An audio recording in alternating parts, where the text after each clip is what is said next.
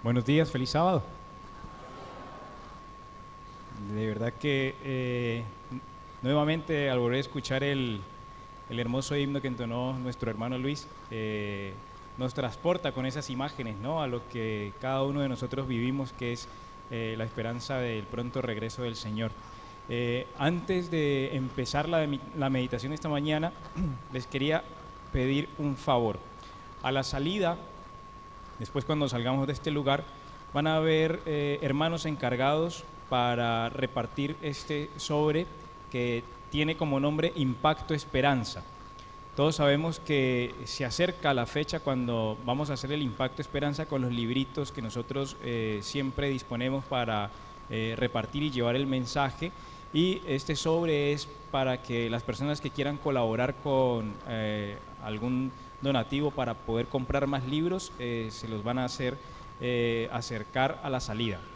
Dice el sobre Impacto Esperanza y después esto se deposita el próximo sábado en el alfolí. Ahora sí, les pido si abrimos la Biblia para comenzar con nuestra meditación. Y como lo habían anunciado en el boletín y en los anuncios, vamos a leer algo y vamos a estudiar algo que estoy seguro que la mayoría de los que estamos acá hemos escuchado hablar o conocemos. ¿Quiénes conocen acerca de las 2300 tardes y mañanas? Levanten la mano. Muy poquitos, no creo. ¿Quiénes han escuchado hablar acerca de las 2300 tardes y mañanas? Ahí hay un poco más. Bueno, las 2300 tardes y mañanas las encontramos escritas en el libro de Daniel. Y vamos a ir al libro de Daniel, al capítulo 8. Y pongan una marquita entre el capítulo 8 y el capítulo 9, porque ahí es donde vamos a fundamentar nuestro estudio de esta mañana. Y para que nosotros nos pongamos a tono o en sintonía de lo que quería transmitirnos Dios a través de Daniel profeta con esta profecía, tenemos que ponernos en el contexto histórico en el cual se desempeña el profeta que nos está dando el mensaje. Y Daniel profeta está en la corte de Babilonia, se encuentra en la corte del rey Nabucodonosor. Y todos sabemos por la historia bíblica de que Israel sufrió la deportación de Babilonia a causa de la rebelión. No fue otro el motivo. Ellos se rebelaron contra Dios, se volvieron un pueblo idólatra, y Dios vez tras vez mandó profeta tras profeta advirtiéndoles de que si no reformaban su conducta, de que si no reformaban su manera de vivir, iban a sufrir un castigo y un juicio. Y ese juicio llegó con Nabucodonosor. Nabucodonosor destruye la ciudad, destruye el templo de Salomón, esa gloria del pueblo de Israel, del pueblo hebreo, y se lleva a Israel a Babilonia. Y ahí está Daniel profeta recibiendo una serie de visiones. Ya había interpretado el sueño de Nabucodonosor del capítulo 2 y después recibe una serie de visiones acerca de lo que iba a ser la historia de la tierra, la historia del mundo. Y está Daniel preguntándose qué es lo que va a pasar y qué significado tienen todas estas visiones, porque él veía bestias, veía mares, veía un montón de cosas y él decía, bueno, pero ¿y qué va a pasar entonces? Y entonces el ángel va y le responde, porque Daniel estaba muy preocupado pensando hasta cuándo iba a durar todo esto que él había visto. Y fíjense lo que dice el versículo 14 de Daniel 8. Y él dijo, hasta 2300 tardes y mañanas, luego el santuario será purificado. Y acá nos da la primera pista de qué es lo que nosotros tenemos que comprender para poder estudiar y entender lo que significan estas profecías. El santuario será purificado. ¿Eso a qué nos hace referencia?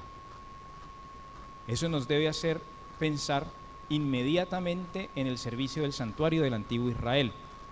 Y nos hace inmediatamente tener que pensar en una referencia específica, y es la purificación del santuario o el día de expiación. Y para poder comprender a qué es lo que se está refiriendo Daniel con esta profecía, tenemos que ir a estudiar, porque si no, entonces, si no estudiamos esa parte, lo que vamos a tener es especulación. Entonces vamos a ver qué es lo que pasaba. Vamos a Levítico 16.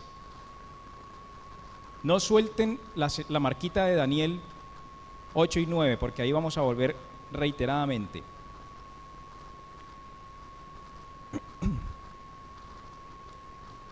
Y vamos al capítulo 16 de Levítico, y no sé si en sus Biblias, pero en las mías dice como subtítulo o como título de ese capítulo, Día de Expiación, el Día de Expiación. Por ahí en algunas versiones que ustedes tengan dice lo mismo. Y los primeros 4 versículos de este capítulo de lo que hablan es acerca de la preparación que tenía que hacer el sacerdote.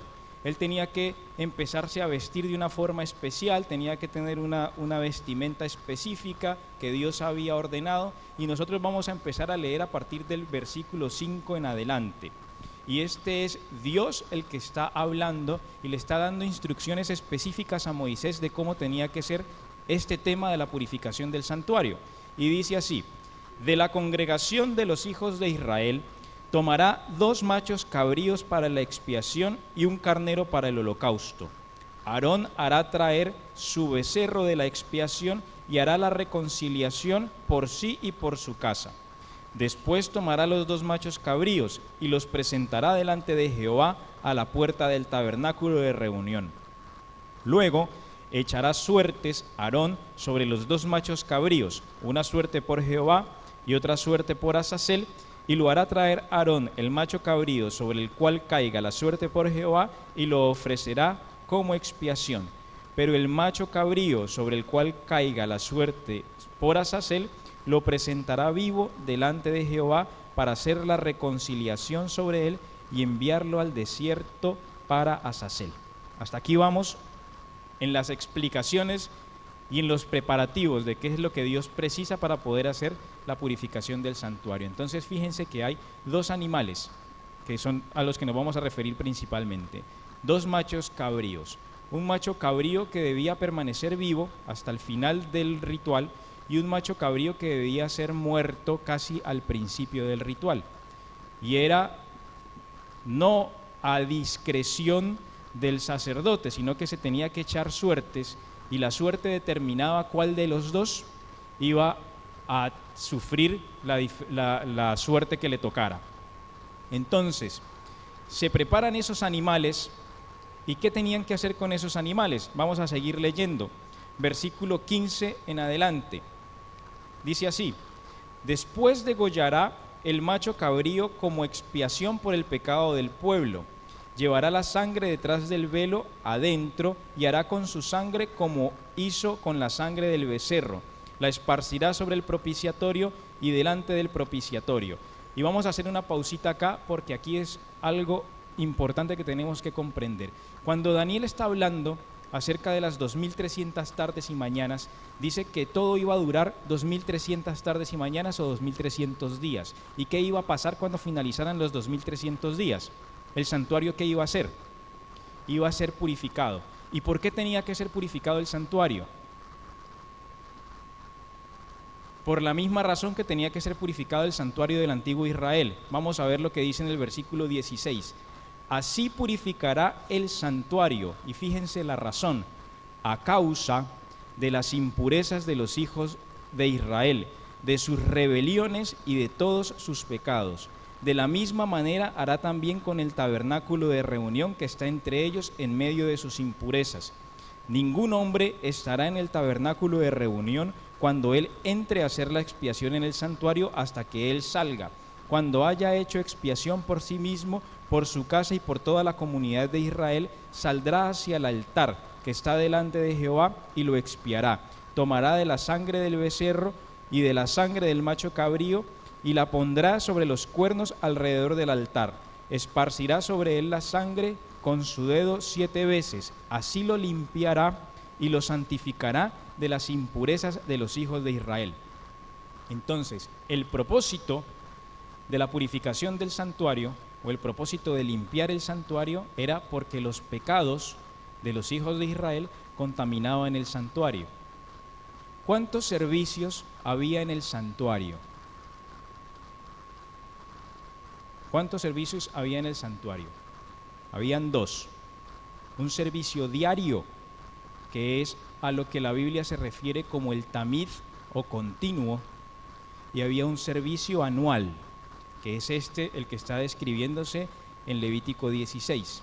El tamid o continuo es a lo que se refiere Daniel profeta cuando dice que el cuerno pequeño iba a quitar el continuo. En muchas versiones dice el continuo sacrificio, pero esa parte de sacrificio es agregado. El tamid no se refiere solamente al sacrificio que se ofrecía en la mañana y en la tarde, sino también al servicio que se hacía a través del servicio del sacerdote, de los panes de la proposición y del candelabro, que tenían que estar todos presentes delante de Dios de tamid o de continuo. Ese es el continuo al que se refiere Daniel profeta, cuando dice que el cuerno pequeño iba a suprimirlo y que esa supresión iba a durar hasta 2300 tardes y mañanas. Y aquí estamos hablando de otro servicio diferente, de un servicio adicional del santuario que solamente se presentaba una vez al año, y era el de la purificación o del día de expiación. Y vamos a ver la importancia que tiene eso para ellos y la importancia que tiene para nosotros. Vamos a avanzar un poquito más en el capítulo de Levítico 16 y vamos a leer desde el 29.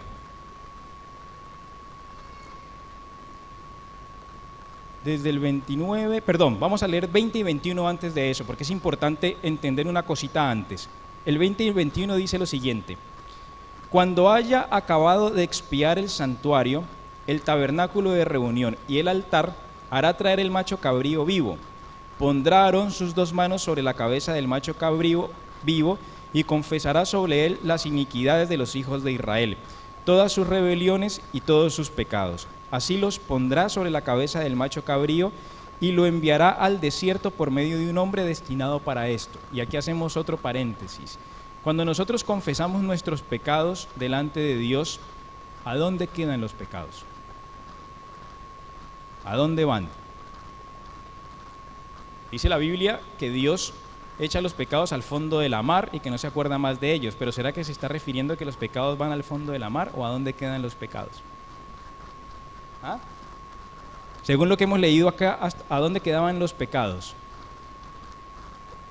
Fuerte, no les dé miedo. En el santuario. Los pecados del antiguo Israel quedaban en el santuario. Los pecados de nosotros van al santuario. No se sorprendan, los pecados de nosotros van al santuario. No al santuario en la tierra, porque ya no existe, sino al santuario en el cielo.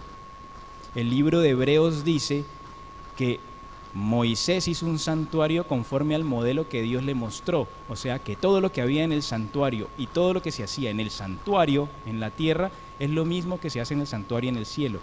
Entonces, cuando nosotros pecamos y nos arrepentimos, a través de la sangre de Cristo, nuestros pecados entran al santuario, pero lo contaminan. O sea que el santuario en el cielo está contaminado. El santuario en el cielo está contaminado. Y Dios tiene que purificarlo, como tenían que purificar el santuario del antiguo Israel. Pero ¿qué pasaba? Fíjense que no bastaba con que el sacerdote a través de este rito purificara el santuario, sino que había que eliminar el pecado. Y para eliminar el pecado se necesitaba el otro macho cabrío que había quedado vivo. Fíjense la descripción que hizo. El sacerdote pone las manos sobre ese macho cabrío vivo, ora y transfiere el pecado del santuario al macho cabrío vivo.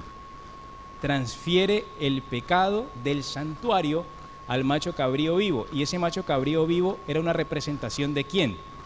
De Azazel o de Satanás, que es el originador del pecado. Y ahí lo mandaba al desierto, haciendo una referencia al milenio, que de eso no vamos a hablar porque es otro tema distinto. Pero ahí nos queda ya claro cómo Dios trata con el tema del pecado. Es algo tremendamente serio. No es una cosita así nomás de que listo, ya está. Hay que comprender bien lo que ocurre y lo que nos quiere enseñar el Señor a través de su palabra con esta revelación del servicio del santuario. Vamos a seguir adelante. ¿Qué pasaba con el pueblo? Versículo 29 al 31. Dice así: esto tendréis por estatuto perpetuo. En el mes séptimo, a los 10 días del mes, afligiréis vuestras almas, y ninguna obra haréis, ni el natural, ni el extranjero que habite entre vosotros, porque en ese día se hará expiación por vosotros, y seréis limpios de todos vuestros pecados delante de Jehová. Día de reposo es para vosotros, y afligiréis vuestras almas. Es un estatuto perpetuo. Fíjense que ellos tenían que estar en profunda reflexión. Ellos tenían que estar en profunda reflexión.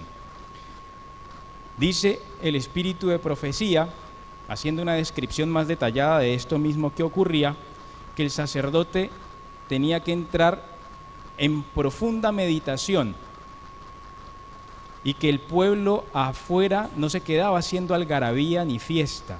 Ellos estaban afligiendo sus almas. ¿Por qué razón? Porque si había quedado un pecado sin confesar, en el momento que el sacerdote pasara del lugar santo al lugar santísimo, el sacerdote caía muerto.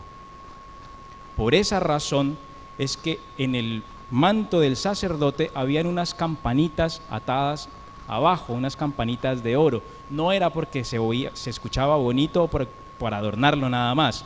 Era para que la gente que estaba afuera se dieran cuenta si el sacerdote estaba vivo o no.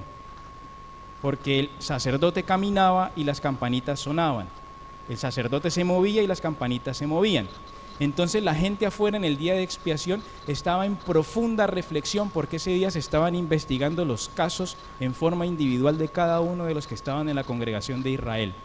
Y el que no hubiera confesado su pecado tenía que ser cortado de la congregación de Israel, y probablemente el sacerdote se moría, porque entraba a la presencia de Dios con los pecados sin confesar. Tremendo eso, ¿no? Tremendo. O sea, no era una cosa así nomás, era una cosa de vida o muerte. Y ahora, ¿qué tiene que ver esto con las 2300 tardes y mañanas? Vamos a la Biblia, Apocalipsis 14, 6 y 7.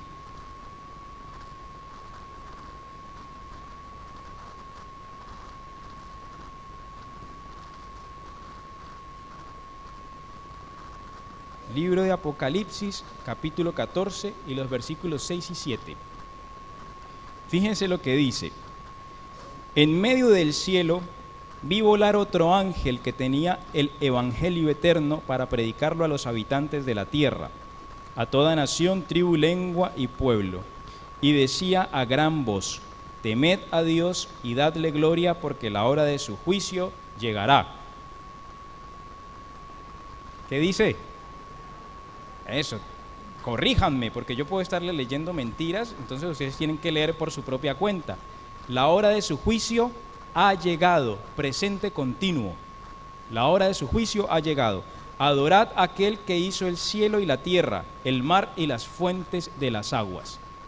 Y aquí es donde cobra relevancia la profecía de las 2300 tardes y mañanas, porque las 2300 tardes y mañanas hace referencia a la purificación del santuario. ¿De cuál santuario? Del santuario del cielo. ¿Por qué razón? Por los pecados del pueblo. ¿Qué hay que hacer? Investigar los casos en forma individual de cada uno de los habitantes del planeta para saber si están acordes con Dios o no. La hora de su juicio ha llegado. ¿Cuándo? Eso es lo que vamos a ver ahora. El método de interpretación profética de la Iglesia Adventista del Séptimo Día, y algunos de ustedes ya me han escuchado hablar de esto antes, es el método historicista, que es el método que utiliza la disciplina de la profecía a la luz de los eventos históricos. Es decir, no adapta los eventos históricos a la profecía. No agarra y dice el conflicto que pasa entre Corea y Estados Unidos en el lejano oriente y dice, bueno, vamos a buscar dónde aparece esto en la Biblia, y la intentan adaptar. No agarra y toma lo que pasa en Oriente Medio con el petróleo, con los rusos, y dice, bueno, ¿dónde dice esto que en la profecía? Ah, sí, acá. No. El método historicista es el que, a la luz de la profecía, interpreta los sucesos históricos. A la luz de la profecía, interpreta los sucesos históricos. Quiere decir que la luz que recibe el profeta, en ese momento se inicia la profecía. Y el método historicista va como un río, siguiendo el cauce de la historia y señala los hitos que el profeta marca. Entonces, las 2300 tardes y mañanas tienen muchos hitos para marcarnos, para saber en dónde estamos. Dice la palabra de Dios que sin profecía el pueblo se dispersa. Para eso nos dejaron esta luz. Entonces, vamos a avanzar un poquito. ¿Será que es importante la profecía de las 2300 tardes y mañanas? ¿O será que no? ¿Qué dicen ustedes? Debe ser importante, ¿no? Porque incluso Jesús hizo referencia a ella. Vamos a Mateo. Mateo 24.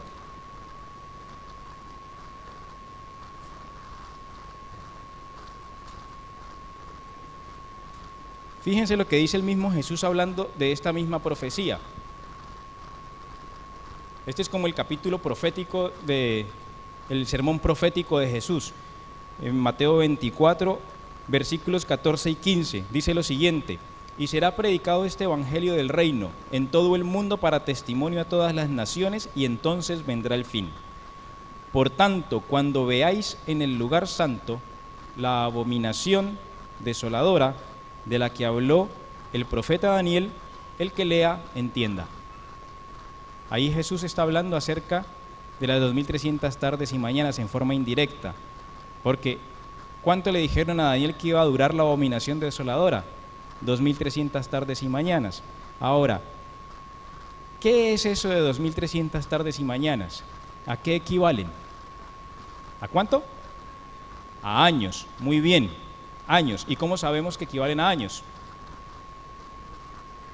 ¿Cómo? Muy bien. ¿Y si es una expresión profética, dónde debe estar el principio? En la Biblia, ¿no? Bueno, vamos a Ezequiel. Capítulo 4.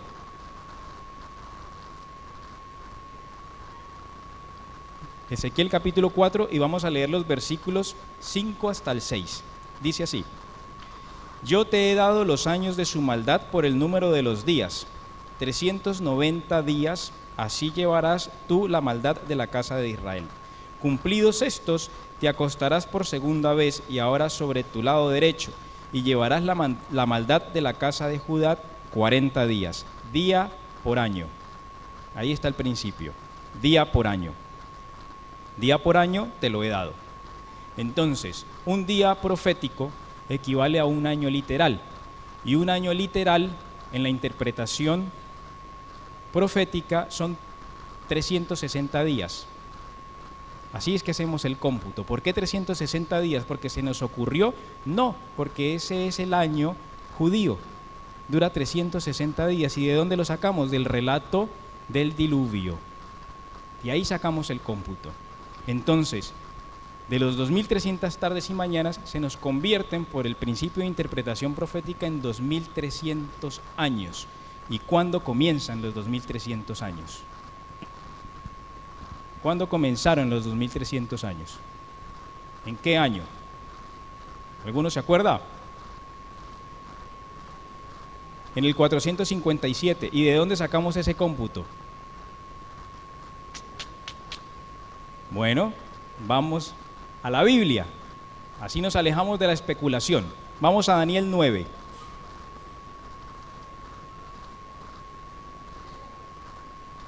Libro de Daniel, capítulo 9. Y vamos a leer el versículo 23. Vamos a empezar por ahí, porque ahí empezamos con la explicación de la profecía de las 2300 tardes y mañanas de Daniel 8:14. Fíjense lo que dice el versículo 23.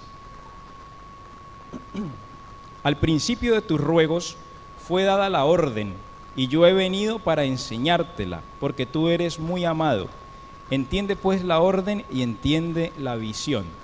Y aquí vamos para la explicación. Versículo 24.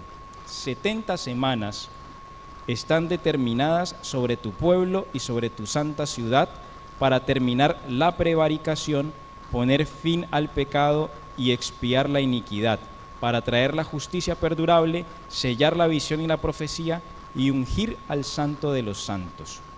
Acá nos están dando las pistas, porque dice 70 semanas, pero ustedes me van a decir, 70 semanas es otra profecía distinta.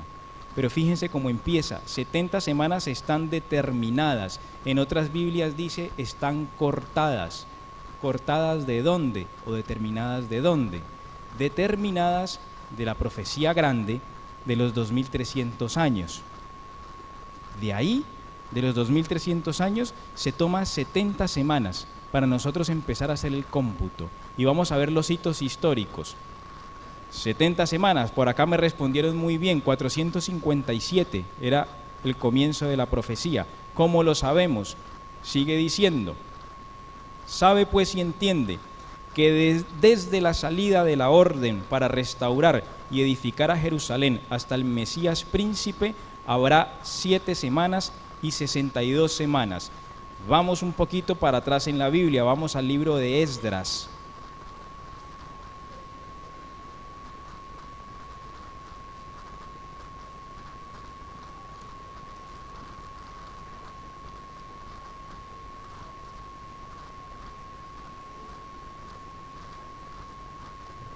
Vamos al libro de Esdras y vamos al capítulo 7. Esdras capítulo 7 y vamos a leer los versículos 8 y 9 primero.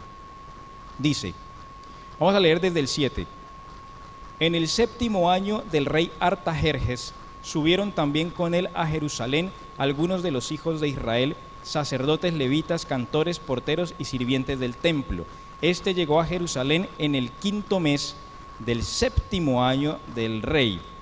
El primer día del primer mes había dispuesto su partida de Babilonia, y el primero del mes 5º llegaba a Jerusalén. La buena mano de Dios estaba con él. Aquí nos da el momento histórico. Artajerjes I, 7º año del rey Artajerjes I. ¿Cuándo es eso?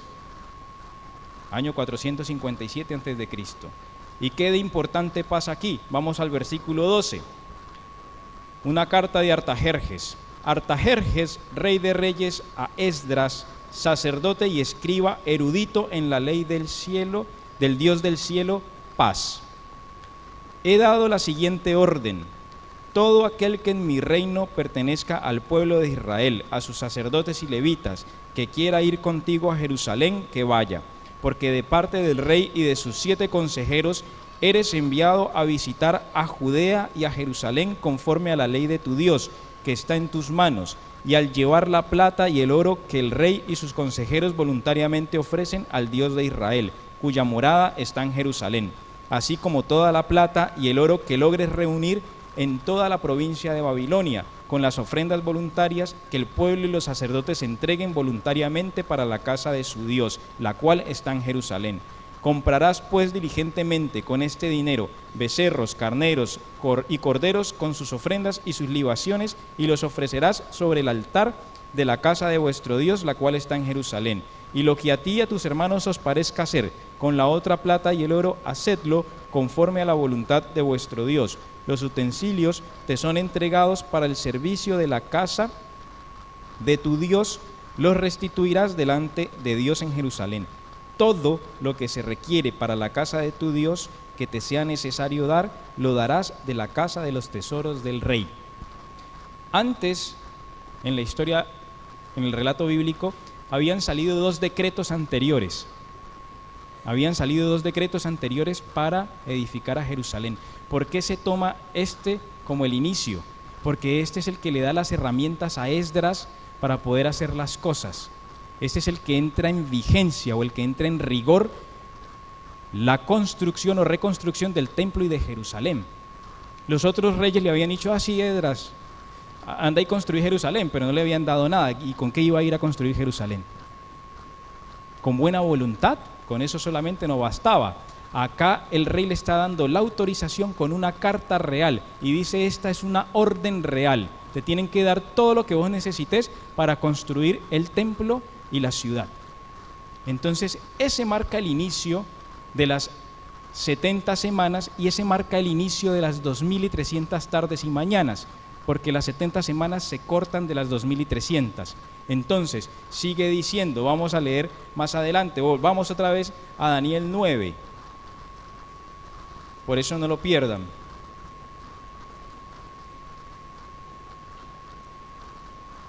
En Daniel 9 y vamos a leer ahora el versículo 25. Fíjense lo que dice el 25. Sabe pues y entiende, que es lo que habíamos visto recién, que desde la salida de la orden para restaurar y edificar a Jerusalén hasta el Mesías príncipe habrá 7 semanas y 62 semanas. Se volverá a edificar la plaza y el muro en tiempos angustiosos. Y esto es importante porque nos da detalles. ¿Cómo se reconstruyó Jerusalén? ¿Fácilmente? No, se reconstruyó en tiempos angustiosos. Iban los pueblos vecinos y los intentaban matar, los intentaban invadir de vuelta. Esdras tuvo que poner vigías en lo que quedaba del muro mientras se estaba construyendo.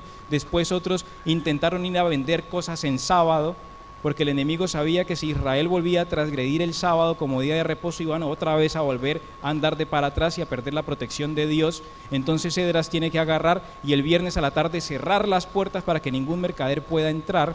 Entonces le tocó difícil a Esdras, remarla duro. Y en tiempos angustiosos se reconstruye la ciudad y se reconstruye el templo.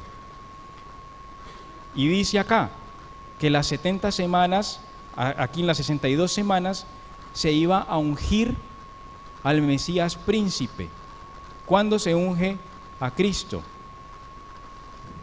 Con su bautizo, exactamente. ¿Y cuándo ocurre esto? Vamos a la Biblia, Lucas.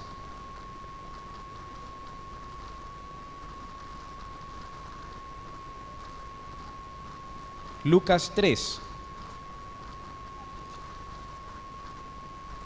Y lo que nosotros estamos haciendo acá con este repaso es viendo todos los hitos históricos que nos marca la profecía. La profecía marca los hitos y nosotros los tenemos que ir a buscar. Lucas 3, versículos del 1 al 3. Fíjense lo que dice y mire la claridad. En el año 15 del imperio de Tiberio César, siendo Poncio Pilato gobernador de Judea, Herodes, tetrarca de Galilea, su hermano Felipe, tetrarca de Iturea y de la provincia de Traconite y Licinias, tetrarca de Abilinia, y siendo sumos sacerdotes Anás y Caifás, vino palabra de Dios a Juan, hijo de Zacarías, en el desierto.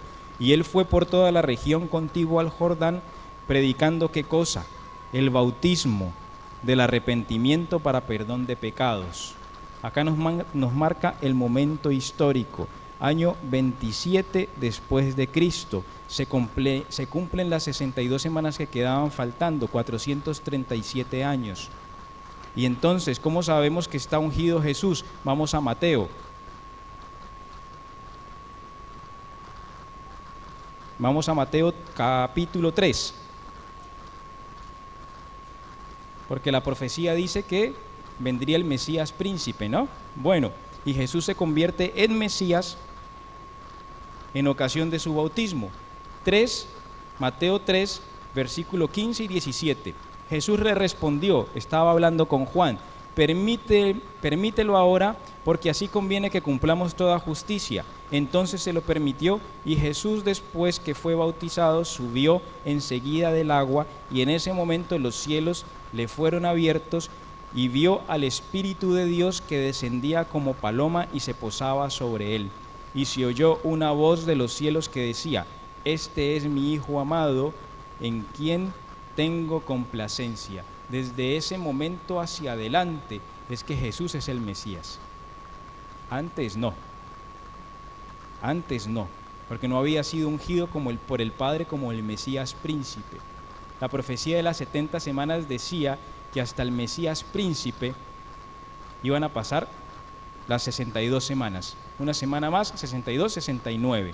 Y faltaba otro hecho histórico que nos tiene que marcar el resto de la profecía para completar las 70 semanas. Entonces, ¿qué ocurría? Volvamos nuevamente a Daniel. Daniel 9. Vamos a avanzar un poquito más. en esta explicación. Daniel 9, y vamos a leer el 26 y el 27. Dice: después de las 62 semanas se quitará la vida al Mesías, y nada ya le quedará. El pueblo de un príncipe que ha de venir destruirá la ciudad y el santuario. Su final llegará como una inundación, y hasta el fin de la guerra durarán las devastaciones. Por otra semana más confirmará el pacto con muchos. A la mitad de la semana hará cesar el sacrificio y la ofrenda, y hacemos un paréntesis ahí. Se le quitaría la vida al Mesías y haría cesar el sacrificio y la ofrenda. ¿Cuándo ocurre esto? ¿En qué momento histórico? ¿Cuándo muere Jesús? En el año 31. En el año 31 después de Cristo. ¿Y por qué haría cesar el sacrificio y la ofrenda? Vamos a Mateo 27, a ver a qué se está refiriendo la profecía. Nada es especulativo. Nada en la profecía puede ni debe ser especulativo. Mateo 27, 50 al 51. Fíjense lo que dice. ¿Qué ocurrió con la muerte de Jesús? Pero Jesús, habiendo otra vez clamado a gran voz, entregó el Espíritu. Entonces el velo del templo se rasgó en dos, de arriba a abajo. La tierra tembló, las rocas se partieron. Se rasgó el velo cuando muere Jesús. O sea, ya no servían más los sacrificios. Y ahí a eso es lo que se refiere cuando dice que haría cesar el sacrificio. Que al final de estas semanas cesaría el sacrificio. ¿Por qué cesaba el sacrificio? ¿Quién es el Cordero de Dios? ¿Y qué venía a ser el Cordero de Dios? Dice el apóstol Pedro que Jesús es el Cordero que estaba preparado desde la fundación del mundo. Dijo Juan cuando se encontró a Jesús: este es el Cordero de Dios que quita el pecado del mundo. ¿Qué hacían los corderos? ¿O para qué servían los corderos en la religión judía? Lo que leímos al principio, lo que estudiamos al principio, para quitar el pecado. Para quitar el pecado. Con la muerte de Jesús en la cruz, ya esos corderos eran inservibles. Ya todos los sacrificios de animales, desde la muerte de Jesús hacia adelante, no servían más. Por eso Dios, en una muestra de su poder y de que con la muerte de su Hijo se estaba sellando el ministerio del Mesías, rasgó el templo. No se rasgó porque estaba viejo, rasgó el templo, rasgó el velo del templo, y no lo rasgó de abajo para arriba, lo rasgó de arriba, desde el techo hacia abajo. Y dice el deseado de todas las gentes que fue una mano invisible la que rasgó el velo del templo, la misma mano que escribió el juicio al rey de Babilonia cuando le dice: pesado has sido en balanza y has hallado falto. Esa misma mano fue la que rasgó el velo, la mano de Dios rasgó el velo, no es otra mano distinta, haciendo significar de que ya los sacrificios de animales no servían más. Pero faltaba otro hecho histórico, otro pedacito más para terminar las 70 semanas. Dice que tenía que pasar otro evento más para terminar con los 490 años, porque los 490 años terminan en el año 34 después de Cristo. ¿Y qué hecho ocurre? Vamos al libro de Hechos. Y eso lo empezamos a leer nosotros en la lección de hoy, ¿no? En la lección de hoy justamente. Libro de Hechos, capítulo 7. Y vamos a leer los versículos 57 al 60. Aquí están hablando en ocasión del martirio de Esteban. Y dice: entonces ellos gritando se taparon los oídos y arremetieron a una contra él. Lo echaron fuera de la ciudad y lo apedrearon. Los testigos pusieron sus ropas a los pies de un joven que se llamaba Saulo. Mientras lo apedreaban, Esteban oraba y decía: Señor Jesús, resube mi espíritu. Y puesto de rodillas clamó a gran voz: Señor, no les tomes en cuenta este pecado. Habiendo dicho esto, durmió, y Saulo consentía con su muerte. Nosotros a veces tenemos la concepción de que la nación judía como nación deja de ser el pueblo de Dios porque crucificó a Cristo. Y eso es un error. La nación judía no deja de ser la nación escogida de Dios al crucificar a Cristo, sino al rechazar el último llamado que le hace Dios a través de Esteban. Cuando apedrean a Esteban, ellos se sellan para siempre, excluyéndose de ser el pueblo escogido de Dios. Imagínense la misericordia de Dios tan grande, que no bastó con que la nación matara a Cristo, matara a su Hijo que había enviado, sino que les da un tiempito más para ver si se logran arrepentir. Y era a lo que se refería la profecía de Daniel cuando estábamos leyendo, que en las 70 semanas iba a haber a la mitad de la semana, iba a confirmar el pacto con muchos, iba a intentar hacerles un nuevo llamado, y ellos rechazan el llamado. En el año 34 apedrean a Esteban. Y entonces de ahí nosotros ya tenemos completos los hitos históricos que nos marcan a nosotros lo que estamos repasando ahora, de las 2300 tardes y mañanas. Después del año 34, ¿cuántos años le faltan para completar el resto del cómputo? 1810 años. Y eso nos da, ¿qué fecha? ¿Qué fecha nos da? 1844, y más precisamente el otoño de 1844. Desde ese momento en adelante es lo que la Iglesia Adventista predica, que se inició el tiempo del fin. El tiempo del fin no es un día específico, y cuando habla del tiempo del fin no se refiere al momento en que Cristo venga a esta tierra. El tiempo del fin se refiere a tiempos proféticos, son momentos proféticos, y eso nos permite saber en qué momento profético estamos ahora. En 1844, yo soy muy malo para sumar y para restar, me perdonarán, pero no sé cuántos años han pasado desde 1844 hasta acá. En 1844 empezó el juicio investigador con la purificación del santuario en el cielo. Ahí empezó, y ahora estamos nosotros en 2017. Estamos en 2017, o sea que ya hemos transcurrido un trecho largo. No es casualidad que alrededor de 1844 los movimientos, empezando por el movimiento de Guillermo Miller, se levantara para predicar acerca de la segunda venida de Cristo. No es casualidad. Nosotros no somos un movimiento que se levantó por el azar, es un movimiento profético. Cuando llegó el momento del fin, se levantó esta iglesia a la cual nosotros pertenecemos para predicar esto, de que el juicio de Dios ha llegado y de que está en curso. Y ahora es importante que nosotros notemos otra cosa. Si nosotros estamos siendo juzgados, o el mundo está siendo juzgado desde 1844 hacia adelante, cuando empieza el tiempo del fin, nosotros ¿bajo qué parámetro estamos siendo juzgados? ¿Quién juzga al mundo? Una pregunta. ¿Quién es el juez del mundo? Escucho, unos me dicen Dios, otros me dicen Jesús. ¿Quién es el juez del mundo? Bueno, para que no haya ambigüedad, vamos a la Biblia. Vamos a leer justamente quién es el juez del mundo. Vamos a Juan.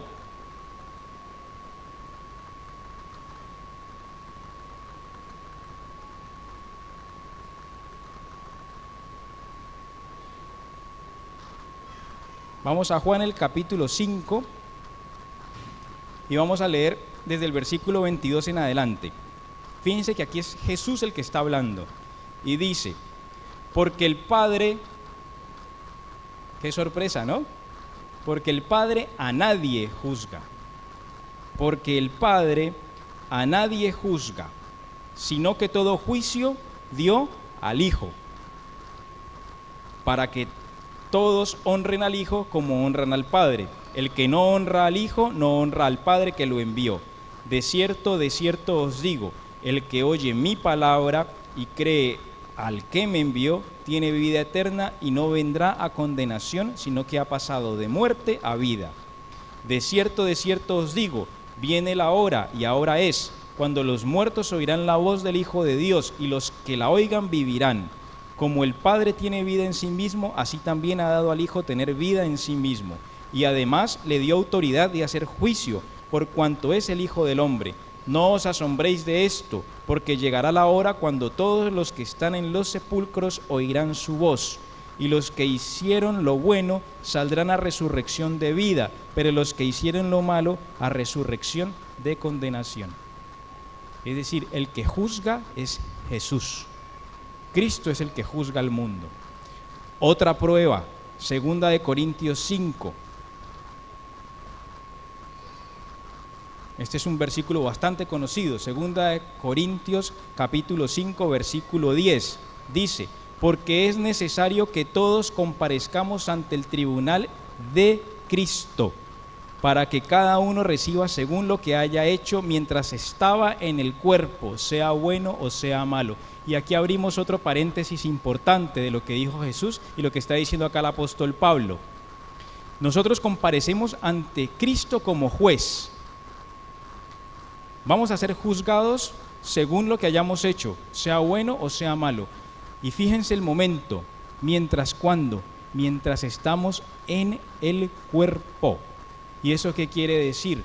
Que solamente mientras nosotros estamos vivos es que tenemos tiempo para reformar nuestra vida. Y esto hace una referencia clara, indirecta, pero clara al concepto correcto de la no inmortalidad del alma, que es otra de las cosas que enseña la Iglesia Adventista.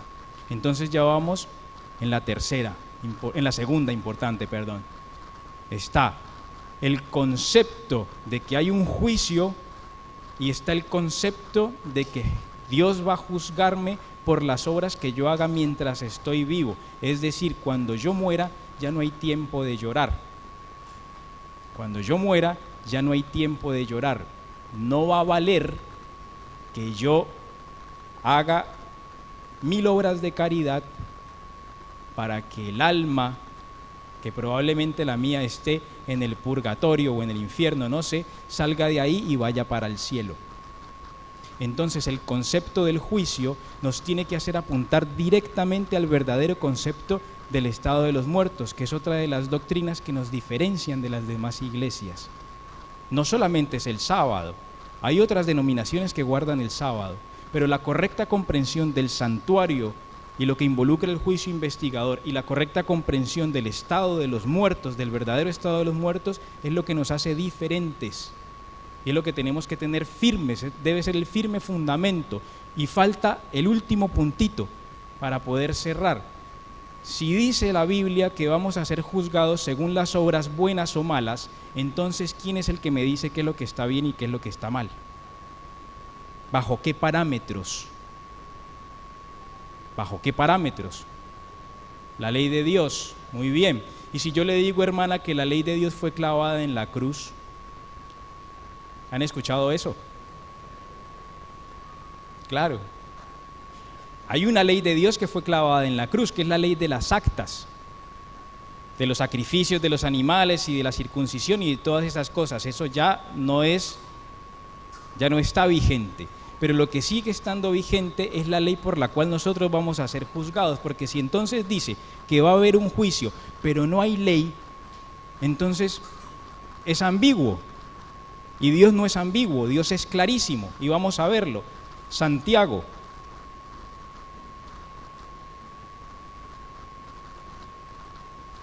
Libro del apóstol Santiago.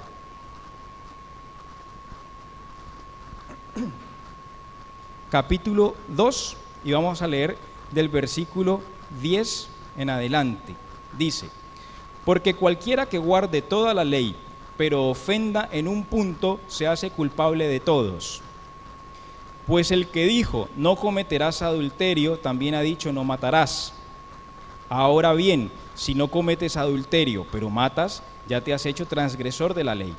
Así hablad y así haced. En otras versiones dice, así obrad. Como los que habéis de ser, ¿qué? Juzgados. ¿Por qué instrumento? por la ley de la libertad. Los que habéis de ser juzgados por la ley de la libertad. Y aquí Santiago está haciendo una referencia directa a los 10 mandamientos. No está refiriéndose a otra cosa. Porque dice, no matarás, ¿cierto? ¿Y qué más dice? Y no cometerás adulterio, ¿cierto? A los 10 mandamientos. ¿Dónde está eso? En los 10 mandamientos. No está haciendo referencia a otra ley distinta que a la ley de los 10 mandamientos. Entonces dicen, no, es que la ley fue clavada en la cruz, entonces yo ya no tengo que guardar el sábado. Bueno, entonces tampoco me es prohibido ir a matar o a robar, porque es el mismo concepto, es el mismo principio. Y qué cosa tan extraña de que cuando se refieren a la ley, se refieren solamente al cuarto mandamiento, ¿no? Siempre. Cuando atacan la ley de Dios, se refieren al cuarto. Los demás sí están bien que los guardemos, porque nadie le va a decir, no, sí, vaya robe, adultere, vaya codicie y vaya mate. Pero el sábado no, eso era para los judíos. Tremendo análisis. Tremendo análisis. Entonces acá estamos viendo que nosotros vamos a ser juzgados por la ley de libertad, que es la ley de los 10 mandamientos. Entonces ustedes pueden decirme, no, pero entonces la iglesia adventista es legalista, porque está predicando de que uno se salva porque guarda los mandamientos. Y no es legalista, sino que uno empieza a guardar los mandamientos cuando se encuentra con Cristo, cuando se encuentra con Jesús, y entonces yo, por el amor infinito que Él ofreció al salvarme, yo en gratitud lo obedezco. ¿Qué le dijo Jesús a la mujer adúltera? Claro, le dijo, ¿quiénes son los que te condenan? Y Jesús le dijo, ni yo te condeno, levántate tranquila, te vas tranquila. ¿Qué le dijo? Vete y no peques más. Es decir, que tiene que haber una transformación. Yo por guardar los mandamientos y agarrar una lista y dije, bueno, guardé el primero, el segundo, el tercero, el cuarto, el quinto, el sexto, el séptimo, el noveno y el décimo, ya estoy. No es ese el razonamiento, porque si no ese es un razonamiento igual al de los fariseos. El razonamiento es que debo obedecer la ley de Dios porque lo amo, por amor soy obediente, obedezco sus mandamientos porque quiero parecerme a Cristo y porque el Espíritu Santo obra en mi corazón para mostrarme que estoy obrando mal y que tengo que modificar mi manera de vivir. Ese es el concepto. Ese es el concepto, porque nosotros somos salvos solamente por gracia. Por gracia sois salvos, dice la Biblia. Solamente por gracia somos salvos. Pero esa salvación no se puede abaratar. Vamos a leerlo un momentito en Judas. Y fíjense lo que el apóstol, lo que acabamos de leer ahora en Santiago, dice que nosotros vamos a ser juzgados por una ley de libertad. Y la ley de libertad nos libera ¿de qué? Nos libera de la esclavitud del pecado. Fíjense lo que dice Judas, versículo 3 y 4. Amados, por el gran deseo que tenía de escribiros acerca de nuestra común salvación, me ha sido necesario escribiros para exhortaros a que contendáis ardientemente por la fe que ha sido una vez dada a los santos, porque algunos hombres han entrado encubiertamente, los que antes habían sido destinados para condenación, hombres impíos, que convierten ¿en qué? Que convierten en libertinaje la gracia de nuestro Dios y niegan a Dios, el único soberano, y a nuestro Señor Jesucristo. Fíjense que Judas nos advierte que nosotros, pensando de que como ya estamos bajo la gracia no hay más necesidad de obedecer, vamos a convertir la libertad en libertinaje, la gracia en libertinaje. Tremenda declaración, tremenda declaración. Gracia no es igual a libertinaje. Fíjense, gracia no es igual a libertinaje. Y para concluir, quiero que me acompañen en un último versículo, Primera de Juan.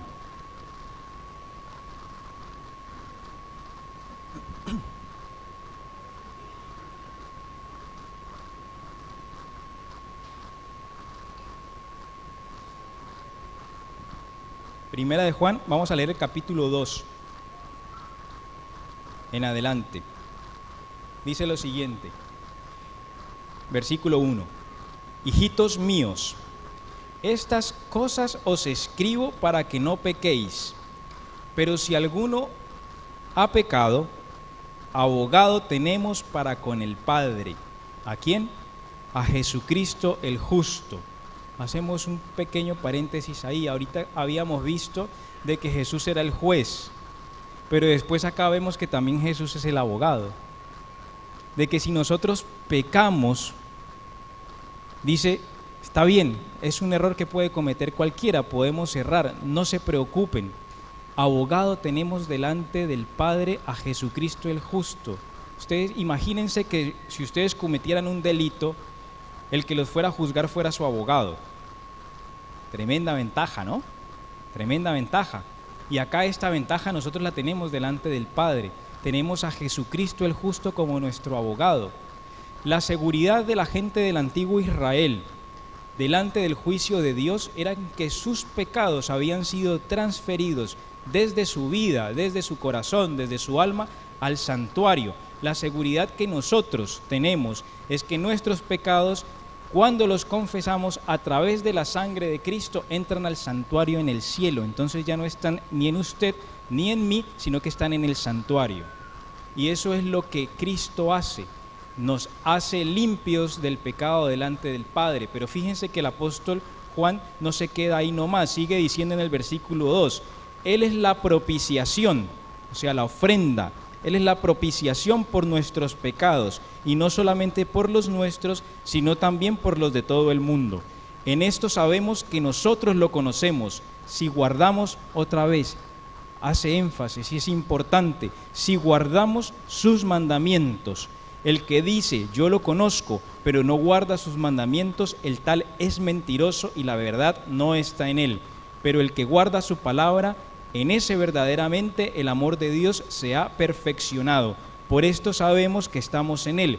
El que dice que permanece en él debe andar como él anduvo. Y ese es el mensaje de nosotros. Ese es el mensaje para nosotros en esta mañana. No tenemos que temerle al juicio.